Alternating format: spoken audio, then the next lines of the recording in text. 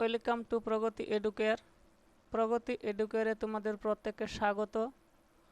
আমি আজ থেকে তোমাদের বিশেষ করে যারা এবছর মাধ্যমিক পরীক্ষা দিয়ে 11-এ সায়েন্স তথা কেমিস্ট্রি নিয়ে পড়তে শুরু করেছো তাদের জন্য খুবই গুরুত্বপূর্ণ। আমি আজ থেকে একটি নতুন সেশন শুরু করেছি কেমিস্ট্রি নিয়ে। তো এই কেমিস্ট্রির প্রত্যেকটা চ্যাপ্টার ওয়াইজ এবং চ্যাপ্টার মধ্যে যে সমস্ত ইনফরমেশানগুলো রয়েছে সেগুলো নিয়ে তোমাদের প্রত্যেক দিন ভিডিও এই চ্যানেলে আপলোড করব। তো তোমরা পারলে চ্যানেলটিকে সাবস্ক্রাইব করে রেখো যাতে তোমরা প্রত্যেকটি ভিডিও এই চ্যানেল থেকে দেখতে পারো। পারলে বন্ধুদের সঙ্গে একটু শেয়ার করে দাও যাতে আমি তোমাদের জন্য প্রত্যেক দিন ভিডিওগুলো বানাতে পারি। তো আজকে যেটা নিয়ে আলোচনা করব সেটা হচ্ছে, থাম্বনেল দেখে নিশ্চয়ই তোমরা বুঝতে পেরেছো তোমাদের আজকে যেহেতু প্রথম ক্লাস, তো সেই প্রথম ক্লাসের কেমিস্ট্রির প্রথম যে টপিক অনুবাদ, পরমাণুবাদ এবং তুল্যাঙ্ক ভার অর্থাৎ atomic theory, molecular theory and equivalent wait, এই যে চ্যাপ্টারটা রয়েছে 1 নম্বর চ্যাপ্টার, সেই চ্যাপ্টারটা নিয়ে আজ তোমাদের কাছে আলোচনা করব। তো এই চ্যাপ্টারটা বিশেষ করে ক্লাস 11 আইসিএসসি, সিবিএসসি এবং ডব্লিউবিএসসিই প্রত্যেকটা বোর্ডের স্টুডেন্টদের জন্য আমি ইংলিশ এবং বাংলা দুটো মিলিয়েই ক্লাস করছি।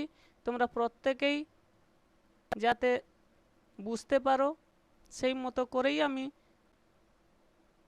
পিপিটি বানিয়ে তোমাদেরকে ভিডিওগুলো প্রোভাইড করব। যদি চ্যানেলের কোনো ভিডিও বা কোনো অংশ, টপিক্সের কোনো অংশ তোমাদের বুঝতে অসুবিধা হয় তাহলে আমার কমেন্ট সেকশানে গিয়ে কমেন্ট করো, তোমাদেরকে পরবর্তী ভিডিওতে ওইগুলো বুঝিয়ে দেওয়ার ব্যবস্থা করব। তো চলো শুরু করা যাক আজকের টপিক্স। সেটা হচ্ছে, যেটা নিয়ে আজকে আলোচনা করছি সেটা হচ্ছে ডাল্টনের পরমাণুবাদের স্বীকার্যসমূহ।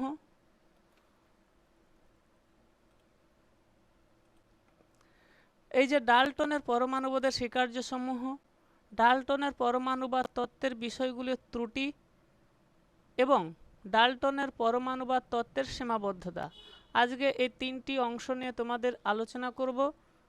ভিডিওটি শুরু থেকে শেষ পর্যন্ত দেখো, স্কিপ করবে না, তাহলে তোমাদেরই বুঝতে অসুবিধে হবে। চলো দেখে নেওয়া যাক। বলছে ডাল্টনের পরমাণুবাদের স্বীকার্যসমূহ। প্রথম অংশে আসি, ডাল্টনের পরমাণুবাদের স্বীকার্যসমূহ।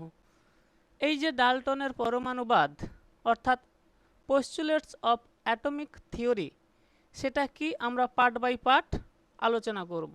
তো সেই আলোচনা করার আগে আমরা যে এই পরমাণুটা কি সেটা নিয়ে একটু ইতিহাস আলোচনা করে নিই। এবার সেই ইতিহাসটা কি? সেই ইতিহাসটা হচ্ছে, একজন ভারতীয় দার্শনিক যার নাম ছিল কনাদ, সেই কনাদ প্রায় খ্রিস্টপূর্ব 500 অব্দে এই যে আমরা পদার্থ বলি সেই পদার্থকে ভেঙে ছোট কণা পাওয়া যায়, সেই কণারই নাম দিয়েছিলেন তিনি অণু। তিনি বলেছিলেন অণুকে ভেঙে আর ছোট পদার্থে পরিণত করা যায় না, অর্থাৎ পদার্থের ক্ষুদ্রতম কণা হচ্ছে অণু, যেটা কনাদ, যিনি একজন ভারতীয় বিজ্ঞানী, বলেছিলেন প্রায় 500 খ্রিস্টপূর্বাব্দে। কয়েক সময় কেটে যায়, বছর কেটে যায়, ঠিক এরকম পার হতে হতে একজন ব্রিটিশ বিজ্ঞানী নাম জন ডাল্টন 1808 খ্রিস্টাব্দে, সালটা মনে রাখবে তোমরা, 1808 খ্রিস্টাব্দে একটি তত্ত্ব প্রকাশ করেন। যে তত্ত্ব আমরা Dalton's atomic theory or postulates of atomic theory অর্থাৎ ডাল্টনের পরমাণুবাদের স্বীকার্যসমূহ নিয়ে আজ আলোচনা করব। এই হচ্ছে তার ইতিহাস। সেই যে পরমাণুবাদ, সেই পরমাণুবাদগুলো আমরা আজকে আলোচনা করব পার্ট বাই পার্ট। তো সেই পরমাণুবাদের স্বীকার্যগুলো কি কি তিনি বলেছিলেন দেখো, 1 নম্বর পয়েন্টে রয়েছে all matter consist of indivisible particles called atom. অর্থাৎ কোন একটা পদার্থ অ্যাটম সেটা কিনা একটা ম্যাটারের ক্ষুদ্রতম কণা, যাকে ভাঙা যায় না, অর্থাৎ অবিভাজ্য কণা। 2 নম্বর পয়েন্টে বলছে atoms of the same element are similar in shape and mass but differ from the atoms of the other elements। জিনিসটা কি বলছে, কোন একটা নির্দিষ্ট পরমাণু, তো সেই নির্দিষ্ট পরমাণুর প্রত্যেকটার ভর, তাদের আকার এবং অন্যান্য যে বৈশিষ্ট্যগুলো থাকবে, তো সেই অন্যান্য বৈশিষ্ট্যগুলো একই হবে যদি সেটা একই পরমাণু হয়, আলাদা হবে যদি সেটা আলাদা পরমাণু হয়। কেমন? ধরো একটা ক্লোরিন পরমাণু, সেই ক্লোরিন পরমাণুটা সে যেখানেই থাকুক, কলকাতায় থাকুক, দিল্লিতে থাকুক, ব্যাঙ্গালোরে থাকুক, মুম্বাইতে থাকুক, ক্লোরিন ক্লোরিনই, ক্লোরিনের প্রত্যেকটা জায়গায় তার ভর একই। যদি অক্সিজেন ধরি, তো সেই অক্সিজেনের ভর ও একই হবে প্রত্যেকটা জায়গায়, বা যেখানে থেকেই তার সোর্স বা যেখান থেকে তাকে তৈরি করা হোক না কেন, অক্সিজেন পরমাণুর ভর, আকার ও অন্যান্য যে বৈশিষ্ট্যগুলো সেগুলো একই থাকবে। 3 নম্বর পয়েন্টে বলছে atoms can not be created or destroyed. অর্থাৎ অ্যাটমকে কোনোভাবে সৃষ্টিও করা যাবে না, আবার তুমি সেগুলোকে ডেস্ট্রয়ও করতে পারবে না, অর্থাৎ ধ্বংসও করতে পারবে না। পরে 4 নম্বর পয়েন্টে বলছে atoms of different elements may combine with each other in a fixed simple whole number ratio to form compound atoms। মানে কি বলছে, প্রত্যেকটা অ্যাটম যখন কোনো একটা কম্পাউন্ড তৈরি করবে, তো সেই কম্পাউন্ডটা তৈরি করার সময় তাদের একটা ফিক্সড এবং একটা হোল নাম্বার রেশিও, অর্থাৎ সাধারণ নাম্বার যেটা বলি আমরা, অর্থাৎ পূর্ণ সংখ্যা, সেই পূর্ণ সংখ্যার অনুপাত সরল অনুপাতে থাকবে। কেমন? ধরো একটা হাইড্রোজেন এবং অক্সিজেন, এই নিয়ে কি উৎপন্ন হলো? এই নিয়ে উৎপন্ন হলো জল।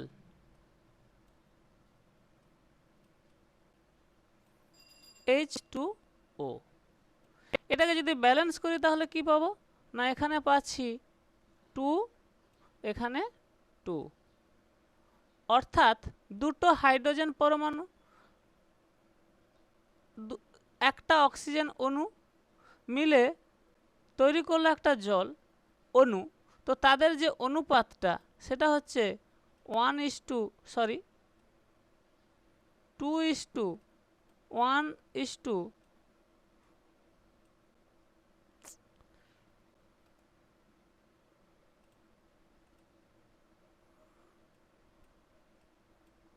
হাইড্রোজেন প্লাস অক্সিজেন সমান তৈরি করছে কি না জল। এবার এই হাইড্রোজেন এবং অক্সিজেন এবং যে জল উৎপন্ন হয়েছে, সেই হাইড্রোজেন, অক্সিজেন এবং জলের অনুপাতটা একটা সরল অনুপাত হবে। কি সেই সরল অনুপাত?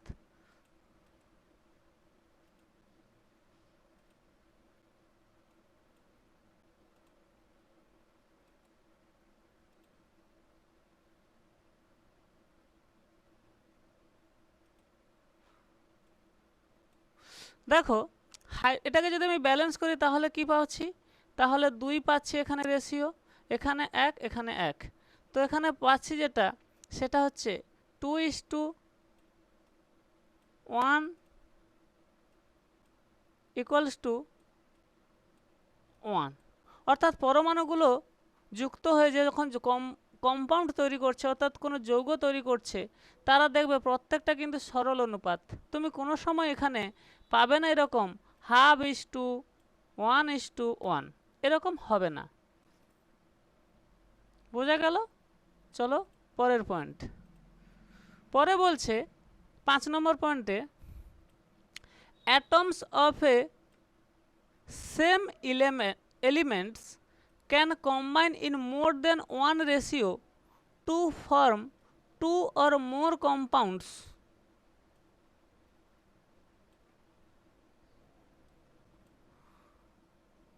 The atoms is the smallest unit of matter that can take part of the chemical reaction.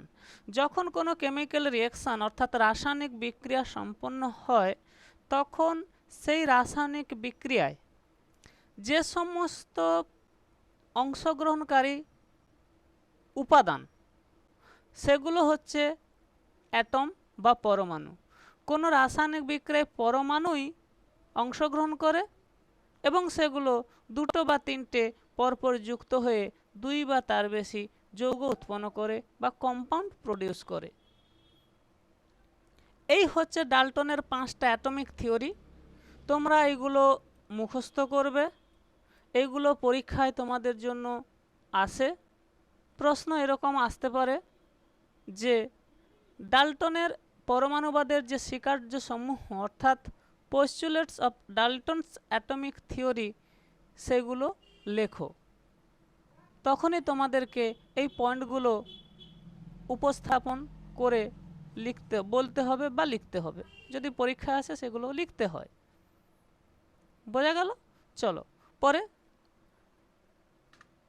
পরে বলছে ডাল্টনের পরমাণুবাদ তত্ত্বের বিষয়গুলো ত্রুটি। কি সেই ত্রুটি? দেখো, এখন আমরা ডাল্টনের তো 5টা পরমাণু বাদ নিয়ে পড়লাম। তো এই 5টা পরমাণু বাদ যেগুলো রয়েছে সেগুলো কিন্তু প্রত্যেকটা জায়গায় খাটে না। কিছু কিছু ত্রুটি আমরা দেখতে পাবো। সেইগুলো কি তা নিয়ে আজকে ডাল্টনের পরমাণুবাদ তত্ত্বের বিষয়গুলির ত্রুটি অর্থাৎ drawback of Dalton's atomic theory of matter. অর্থাৎ পরমাণুর ক্ষেত্রে যে ডাল্টনের অ্যাটমিক থিওরিগুলো রয়েছে সেগুলোর কিছু ত্রুটি রয়েছে। সেগুলো কি? 1 নম্বর পয়েন্টে রয়েছে, এটি প্রমাণিত হয়েছিল, মানে ডাল্টনের অ্যাটমিক থিওরিতে বলা ছিল কি না, একটি পরমাণু অবিভাজ্য নয়। মানে কি? পরমাণুকে তো ভাঙা যাবে না, পরমাণুকে ভাঙা যাবে না, সেটা ডাল্টনের পারমাণবিক থিওরি অর্থাৎ অ্যাটমিক থিওরিতে বলা আছে। কিন্তু পরে কি দেখলাম, জে থমসন, রাদারফোর্ড, স্যাডউইক প্রমুখ বিজ্ঞানীদের প্রচেষ্টায় কি আবিষ্কার করতে দেখলাম? ইলেকট্রন, প্রোটন এবং নিউটন রেসপেক্টিভলি। অর্থাৎ ইলেকট্রন আবিষ্কার করেছে জে থমসন, প্রোটন আবিষ্কার করেছেন রাদারফোর্ড, নিউটন আবিষ্কার করেছেন স্যাডউইক। তো এগুলো কি?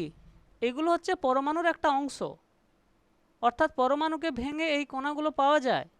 তাহলে ডাল্টনের অ্যাটমিক থিওরিতে যেটা বলা ছিল যে পরমাণু অবিভাজ্য কণা, একে ভাঙা যায় না, কিন্তু পরে তো দেখলাম যে পরমাণু ভেঙে ইলেকট্রন, প্রোটন, নিউটন, পরে আমরা জানবো এগুলো ভেঙে আরও অনেক কণা যেমন পজিট্রন, মেসন, নিউট্রিনো, ইউট্রিনো ইত্যাদি কণা আবিষ্কার হয়েছে। তো ডাল্টনের অ্যাটমিক থিওরির এটাই ড্রব্যাক যে পরমাণুকে ভেঙে যে অবিভাজ্য কণা পাওয়া যেত শুধু সেটা নয়, তাকে ভেঙেও পরবর্তীকালে অনেক রকমের কণা ডিসকভার বা আবিষ্কার হয়েছে। 2 নম্বর পয়েন্টে বলছে ডাল্টনস অ্যাটমিক থিওরি অনুসারে একই মৌলের পরমাণুগুলির ভর, আকার ও অন্যান্য অনেক রাসায়নিক বৈশিষ্ট্য অভিন্ন। অর্থাৎ কোন একটা নির্দিষ্ট মৌলের ক্ষেত্রে যদি আমি বিচার করি তাহলে প্রত্যেকটা নির্দিষ্ট পরমাণুর ক্ষেত্রে তাদের ভর, আকার, আয়তন অভিন্ন অর্থাৎ একই, কিন্তু কার্যত কি দেখা গেল, যখন আমরা কি দেখলাম,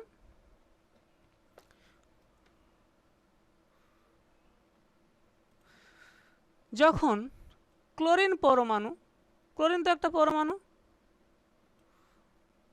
আবার একটা ক্লোরিন পরমাণু যার পরমাণু ক্রমাঙ্ক আমরা জানি 17, এটার একটা ভর সংখ্যা 35, এরকম একটা ক্লোরিন পরমাণুকে পেয়েছি। আবার এই একটা ক্লোরিন পরমাণু যার পরমাণু ক্রমাঙ্ক 17, আবার একটা পেয়েছি যার ভর সংখ্যা 37। তাহলে কি হলো, এটা তো দুটো একই পরমাণু, পরমাণু ক্রমাঙ্কটা না বুঝলাম 17, কিন্তু দেখতে পাচ্ছি ভর সংখ্যা তো একই নয়, দুটো আলাদা। তার মানে এগুলো কি, এইগুলো এক একটা আইসোটোপ। অর্থাৎ আইসোটোপ আবিষ্কার হওয়ার পর দেখা গেল ডাল্টনের পরমাণু থিওরি আর খাটছে না, এটাই তার ড্রব্যাক। দুটো ক্লোরিন পরমাণু একই হওয়া সত্ত্বেও তাদের ভর সংখ্যা আলাদা হতে পারে। চলো পরের পয়েন্ট, 3 নম্বর পয়েন্টে বলছে ডাল্টনস অ্যাটমিক থিওরি অ্যালোট্রপসের অস্তিত্ব ব্যাখ্যা করতে ব্যর্থ। অ্যালোট্রপস, এই টার্মটা ভালো করে মনে রাখো। What is allotropes? অ্যালোট্রপসের বাংলা অর্থ হচ্ছে অ্যালোট্রপসের বাংলা অর্থ হচ্ছে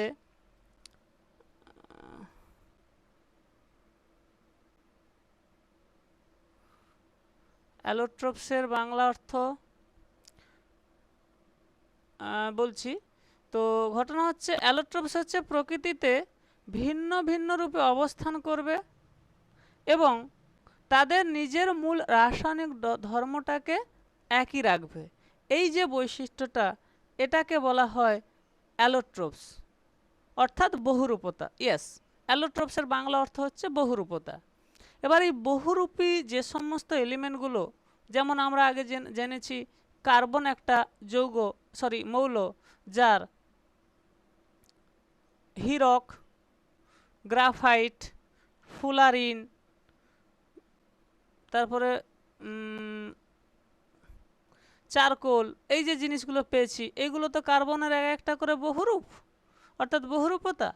তো এই সমস্ত ক্ষেত্রে কিন্তু ডাল্টনের অ্যাটমিক থিওরি খাটে না, অর্থাৎ অ্যাটমিক থিওরি অ্যালোট্রপসের ব্যাখ্যা বা অস্তিত্বের ব্যাখ্যা দিতে পারেনি। এটাই হচ্ছে ডাল্টনের আর একটা ড্রব্যাক।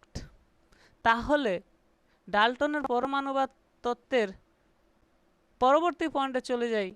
তাহলে ডাল্টনের পরমাণুবাদ তত্ত্বের সীমাবদ্ধতা, তাহলে কোন কোন ক্ষেত্রে আমরা এই জিনিসগুলোকে ইউজ করতে পারছি না। ঠিক আছে, চলো এখন যেটা করব, তাহলে ডাল্টনের পারমাণবিক তত্ত্বের সীমাবদ্ধতা, অর্থাৎ limitations of Dalton's atomic theory. দেখো 1 নম্বর পয়েন্টে বলছে it does not account for sub atomic particles, অর্থাৎ কোনো সাব অ্যাটমিক যে পার্টিকেলসগুলো রয়েছে সেগুলোর ক্ষেত্রে ডাল্টনের অ্যাটমিক থিওরি প্রযোজ্য নয়। 2 নম্বর পয়েন্টে বলছে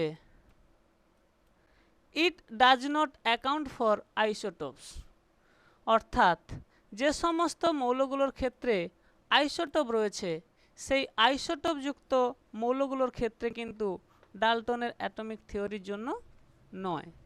কি সেই আইসোটোপ? আইসোটোপ কি আমি একটু বলে দিই। আইসোটোপ হচ্ছে 2 বা তার বেশি এলিমেন্ট বা মৌল যাদের পরমাণু ক্রমাঙ্ক, অর্থাৎ আমরা সাধারণত প্রোটন সংখ্যা হিসেবে বিচার করব, তো এই পরমাণু ক্রমাঙ্ক হবে একই, ভর সংখ্যা আলাদা। এই রকম 2 বা তার বেশি একই বা আলাদা মৌলগুলোকে বলবো একে অপরের আইসোটোপ। কীরকম একটা উদাহরণ দিয়ে বলি, দেখো হাইড্রোজেন এটা একটা মৌল, আবার হাইড্রোজেন বলি এটা একটা মৌল, আবার বলি হাইড্রোজেন এটা একটা মৌল। এবার দেখো এই হাইড্রোজেনের হতে পারে যার পরমাণু ক্রমাঙ্ক 1, ভর সংখ্যাও 1। আবার এটা একটা হাইড্রোজেন যার পরমাণু ক্রমাঙ্ক 1, ভর সংখ্যা 2। এবার এটা একটা হাইড্রোজেন যার পরমাণু ক্রমাঙ্ক 1, ভর সংখ্যা 3। এবার দেখো এই যে তিনটে আলাদা আলাদা করে হাইড্রোজেন, এটার নাম হচ্ছে প্রোটিয়াম, এটার নাম ডয়টেরিয়াম, এটার নাম ট্রিটিয়াম। এবার দেখো প্রত্যেকটার কিন্তু পরমাণু ক্রমাঙ্ক একই অর্থাৎ 1 এবং ভর সংখ্যা আলাদা। তাহলে বলতে পারি এগুলো হাইড্রোজেনের এক একটা করে আইসোটোপ। এবার দেখো এই আইসোটোপগুলো ক্ষেত্রে যেহেতু ভর সংখ্যা আলাদা, তাহলে এখানে যে পয়েন্টটা বলেছে it does not account for isotopes, অর্থাৎ আইসোটোপসের জন্য এগুলো প্রযোজ্য নয়। কারণ দেখতে পাচ্ছি একই মৌল হওয়া সত্ত্বেও যাদের ভর সংখ্যা কখনো 1, কখনো 2, কখনো 3। বোঝা গেল? চলো পরের পয়েন্টে। 3 নম্বর পয়েন্টে বলছে it does not accounts for isobar. মানে কি? আইসোবার যে সমস্ত মৌলের ক্ষেত্রে রয়েছে সেগুলোর ক্ষেত্রে কিন্তু এই ডাল্টনস অ্যাটমিক থিওরি খাটে না। আইসোবার কি? আইসোবার হচ্ছে 2 বা তার বেশি একই বা আলাদা মৌলগুলো যাদের পরমাণু ক্রমাঙ্ক পরমাণু ক্রমাঙ্ক একই বা আলাদা হোক না কেন, ভর সংখ্যাটা হবে একই। তো যেমন ধরো উদাহরণ দিই, ক্যালসিয়াম একটা মৌল যার ভর সংখ্যা 40, আর্গন এটা একটা মৌল যার ভর সংখ্যাও 40। দেখো এই দুটো আলাদা মৌল কিন্তু এদের ভর সংখ্যা একই, অর্থাৎ এরা একে অপরের আইসোবার। এই আইসোবার যুক্ত মৌলের ক্ষেত্রে ডাল্টনের যে সীমাবদ্ধতা পারমাণবিক থিওরি তার একটা লিমিটেশন থেকে গেল। চলো পরের পয়েন্ট বলছে, পরে 4 নম্বর পয়েন্ট বলছে elements need not combine with in simple whole number ratio to form compounds. এবার পরবর্তীকালে দেখতে পাবো যখন আমরা ওই স্থিরানুপাত, গুণানুপাত, মিথানুপাত এই সমস্ত সূত্রগুলো পড়ব, দেখব কিছু কিছু মৌলের ক্ষেত্রেও পরমাণু সিম্পল রেশিওতে না হয়েও সেগুলো ফ্র্যাকশানে কম্বাইন করছে একে অপরের সঙ্গে। সে সমস্ত নিয়ে আমরা পরবর্তী ক্লাসে একটা ভিডিও বানিয়ে দেব, এখন সেগুলো নিয়ে আলোচনা করছি না। 5 নম্বর পয়েন্টে বলছে the theory does not account for allotropes. তো আগেই বললাম এই অ্যালোট্রপসের ক্ষেত্রে অর্থাৎ বহুরূপী যৌগযুক্ত সমস্ত পদার্থের ক্ষেত্রে, অর্থাৎ বহুরূপতা যে সমস্ত পদার্থের ক্ষেত্রে রয়েছে তাদের ক্ষেত্রেও কিন্তু এই অ্যাটমিক থিওরিটা খাটে না। ঠিক আছে, প্রত্যেকটা পয়েন্ট তোমরা ভালো করে পড়বে। যদিও এগুলো পরীক্ষায় আসে না, কিন্তু এর ইমপ্লিমেন্টেশন কিন্তু এমসিকিউ আকারে তোমাদের জয়েন্ট বা যে সমস্ত মেডিকেল এন্ট্রান্স এক্সামিনেশান বা AIEEE এই সমস্ত কম্পিটিটিভ এক্সামগুলো রয়েছে সেইগুলোতে এই ছোট ছোট বেসিক কনসেপ্টের প্রশ্নগুলো কিন্তু দিয়ে দেয়। তো সেগুলোর জন্য ভালো করে জিনিসগুলো পড়তে থাকো, চর্চা করতে থাকো। ভিডিওটি শুরু থেকে শেষ পর্যন্ত দেখার জন্য তোমাদের অসংখ্য অসংখ্য ধন্যবাদ। ভিডিওটিকে অবশ্যই বন্ধুদের সঙ্গে শেয়ার করো, চ্যানেলটিকে সাবস্ক্রাইব করো যাতে প্রত্যেক দিন তোমাদের জন্য আমার আপলোড করা ভিডিওর নোটিফিকেশান তোমাদের কাছে পৌঁছে যায়। যদি কোনো ভিডিও মিস করে থাকো তাহলে আমার চ্যানেলের ডেসক্রিপশান বক্স ভিডিওর উপরের দিকে দেখবে একটা আই বটন রয়েছে, আই বটনে গিয়ে ক্লিক করে প্রিভিয়াস যে ভিডিওগুলো সেগুলো দেখতে পারো। তোমাদের যদি এই ভিডিওতে কোনো পয়েন্ট বুঝতে অসুবিধা হয় তাহলে আমার কমেন্ট সেকশানে গিয়ে কমেন্ট করো, বা নতুন কোনো ভিডিও তোমাদের যদি প্রয়োজন হয় তাও আমার কমেন্ট সেকশানে গিয়ে কমেন্ট করো। তোমাদের জন্য পরবর্তী ভিডিওগুলো যা যা তোমাদের প্রয়োজন সেগুলো আমি বানিয়ে আমার এই চ্যানেলে আপলোড করে দেব। যদি প্রয়োজন হয় হোয়াটসঅ্যাপ করার, আমার চ্যানেলে হোয়াটসঅ্যাপ নাম্বারে দেওয়া থাকবে, সেখানে কমেন্ট করতে পারো। চলো এই পর্যন্তই, টাটা বাই, শুভ সন্ধ্যা।